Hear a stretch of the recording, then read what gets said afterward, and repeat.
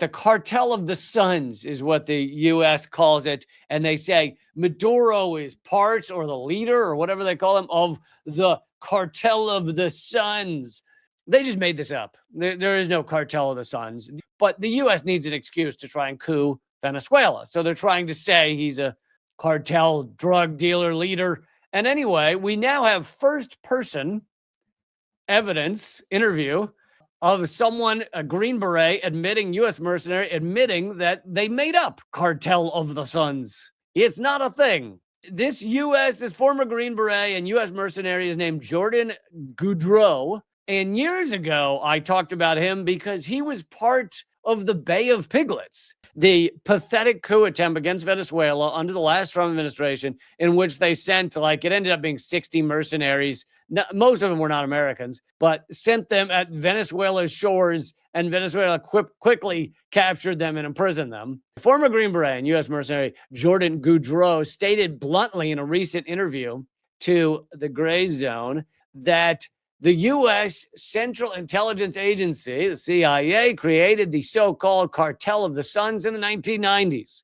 This is no secret. It's the truth. We've known this for quite some time, Goudreau stated. The mercenary asserted that U.S. intelligence agencies have been involved for decades in operations directly linked to drug trafficking, reaping significant profits from this illicit trade. The drug trafficking group the CIA allegedly created was never officially named the Cartel of the Suns. The Cartel of the Suns is almost a joke among us because, they didn't give themselves that name. There's a patch on their uniform that's a sun, and I guess the DEA or whoever called them that. They just made it up. There is no Cartel of the Suns. They're just fucking idiots.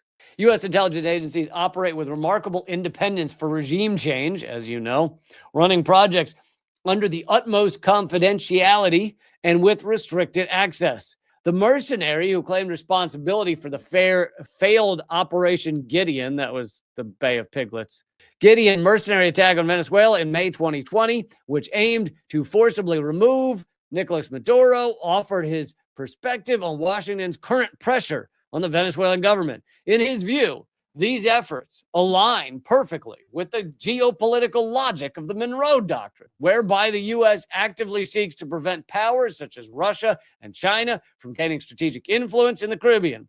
In other words, the supposed war on drugs in the region masks geopolitical goals. What? Shocker! You mean it's not about the drugs? You mean it's about other things? Oh my God, this is outlandish. Attorney General Pam Bondi doubled the reward for the capture of Maduro to, I think, $50 million. That's respecting a country's sovereignty, right? We'll respect your sovereignty. We're just offering a $50 million reward for you to kill your president. Accusing Maduro of leading the so-called Cartel of the Suns, a group whose tangible existence remains unproven. That is a really nice way of saying it's a fucking lie. It's made up by the U.S. government. Trump himself confirmed last week that he authorized the CIA to operate in Venezuela. Although this is horrific for Trump to say, yeah, CIA, go ahead, do whatever you want in Venezuela. That is a horrific thing.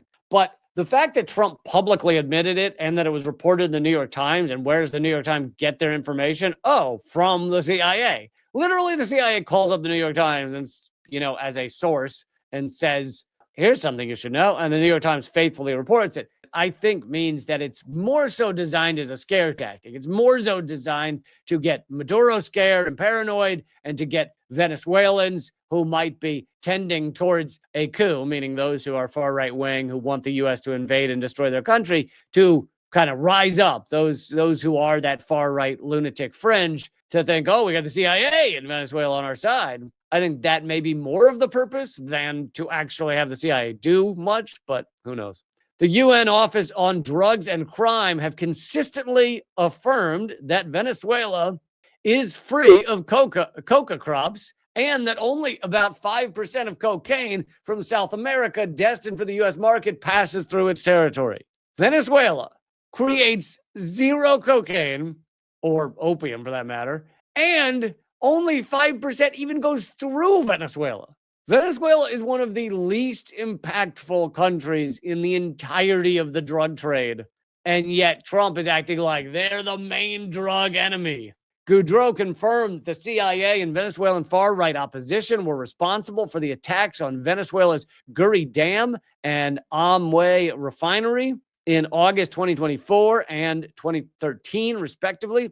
These guys have been carrying out or helping to facilitate attacks on infrastructure in Venezuela for about a decade, Goudreau revealed during the interview. These are all projects that the CIA oversees through private companies. He also noted that every time the lights go out in Venezuela, which Venezuela fairly regularly has, every few months has some sort of electricity issue where the power will go down, the lights will go out, what have you. And this guy is noting that every time the lights go out, it is the responsibility of this fringe right-wing lunatics, traitors to their country, which have the support of the CIA. The CIA, even if they're not in Venezuela, they're advising these groups on how to do these things.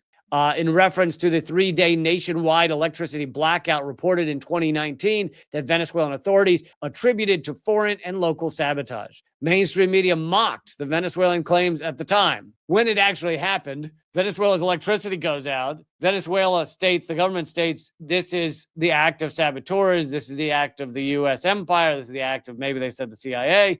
And our mainstream media goes, those paranoid idiots. Their economy sucks and their infrastructure sucks and it's their fault and they're blaming us. Well, this guy is saying it is the U.S. either actively in their country or more likely just advising right-wing coup-mongers on how to do these things.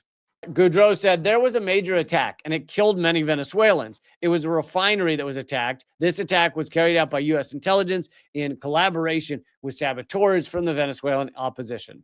So here you have it, from the horse's mouth, as they say, from the guy who was actually involved in it. He also has firsthand knowledge about many of the other efforts to sabotage Venezuela.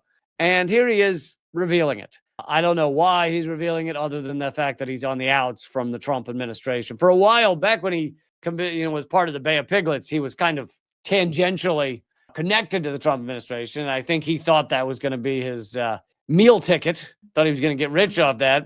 Now they want nothing to do with him because he was part of the failed coup attempt that everyone laughed at. And I guess that's enough for him to feel the need to tell the truth, which, it's a little bit weird for a former Green Beret to tell the truth.